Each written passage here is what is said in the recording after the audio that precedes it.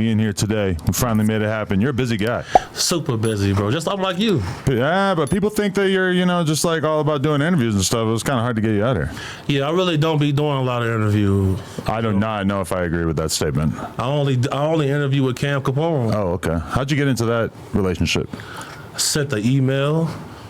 He seen my email, called me, confirmed my receipts. Once he seen my receipts, he rushed it. Did I get an email that I didn't see? Yeah, I emailed everybody at No Joke. Wow, that's crazy. I've never seen that. Yeah, I emailed everybody. Remo, Flacco, you. Ugh, my team. I emailed everybody for sure. We gotta send them all back. No, it's all good, man. Back to North Dakota, Flacco. We made it. We made it. We made it. So anyway, I mean, we could go through your whole story and everything, but is there like a specific narrative you're pushing today? Well, basically, to get my true message out, I had to use my background. Some people had to get thrown under the bus in the process, and it worked. Wait, so that was something that you were conscious of the whole time? Is like, I'm going to have to kind of shit on some of the people that I've met along the way in order to... Yeah, so I didn't shit on anybody I did good business with. You feel me? Like, nobody I signed contracts with, nothing like that. Just people that was in my path. You feel me? Just like that. Well, what did Busta Rhymes ever do to you? Well, see, here's the thing with this. Like, when you in the field I'm in, bro, people complain and feel bullied by a lot of these people all the time. So they come to me about it. Okay. You see what I'm saying? Like, any type of anything that goes on, bro, like, people come to me about it. You see what I'm saying? But you had good working relationships with Busta Rhymes? I never worked directly with him. I was with somebody else when I encountered him. I was with a guy from America's Next Top Model when I encountered him. Okay. Yeah, so and then as you move throughout the sector, little stories come up. You hear little whispers about stuff, and then when Cam started asking me questions, I just told my story. Do you agree? I feel like if I hire security to hang out with me for a day, a week, whatever, that whatever I do should basically be like within the realm of like confidentiality, like a doctor or some shit. Right. Now, it's not like I actually trust a security guard, so it's like if I'm doing some crazy drug or something, right, I'm gonna just hide it from the security guard. I don't want him to know any. It's not like I actually expect him to keep his mouth about shut, but it would be very jarring if I turned on a podcast one day and saw the security guard just running his mouth about me. I never worked with him. Right. I'm just saying in general. Well, honestly, I barely told anything. So there's a lot of stuff. I could really get crazy, and like if I wanted to really break the internet, I could.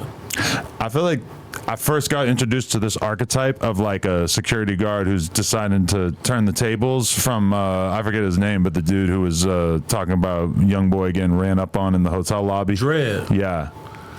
Yeah. So did that inspire you a little bit? No.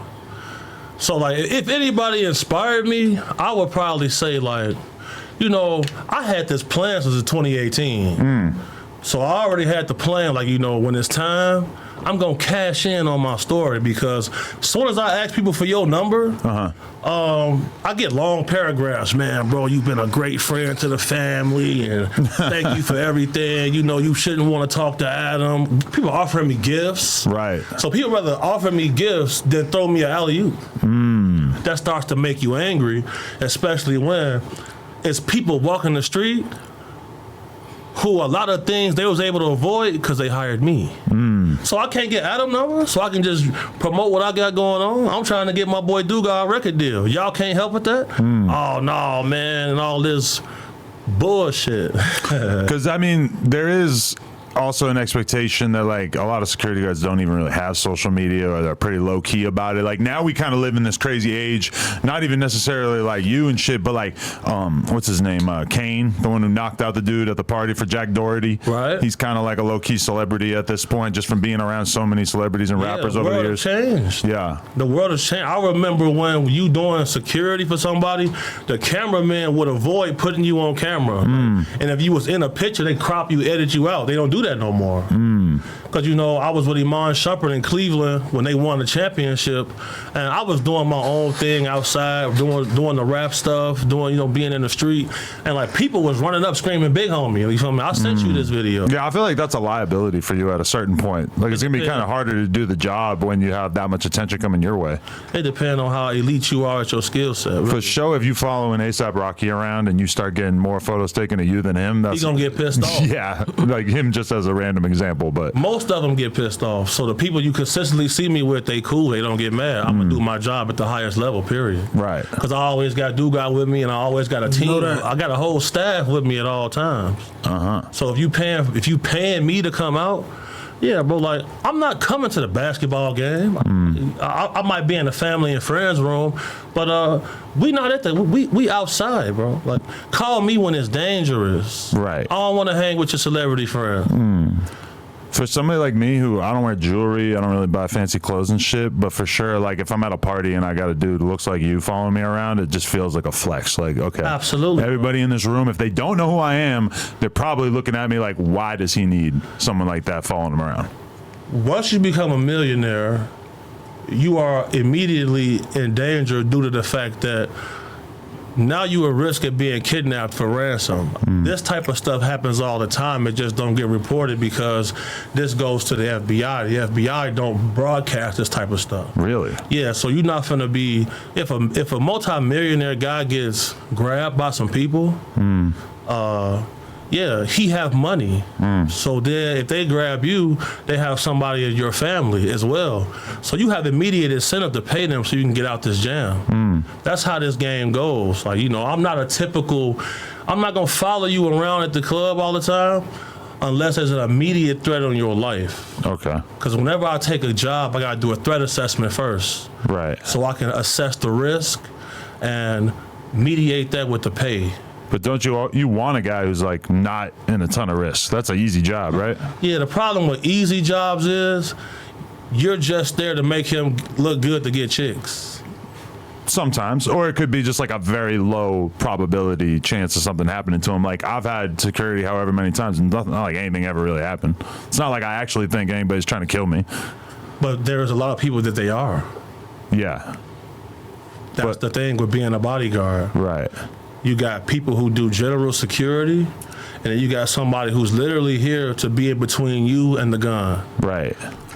Like no matter how famous I am, a guy with $50,000 around his neck, I feel like is just always going to be such a bigger target because it's just an immediate opportunity. You stick a gun in that guy's face and he gives you the chain and you just hit a lick. Whereas Absolutely. me, you got to kidnap me. You got to go through this whole process, this ransom. You got to know who I am. Like for starters, a lot of criminals are fucking idiots. They don't necessarily know who they're even looking at when they're out in public. And see, that's the thing, right? Like, you got an optimistic personality about this. This is true. Yeah, I never had anything really bad happen to me. So. Right, because who have you really pissed off? Bunch of weirdos. Are these guys typically dangerous people with a lot of money? Dangerous, maybe. A lot of money, no. Yeah, but here's the thing, though. You feel me?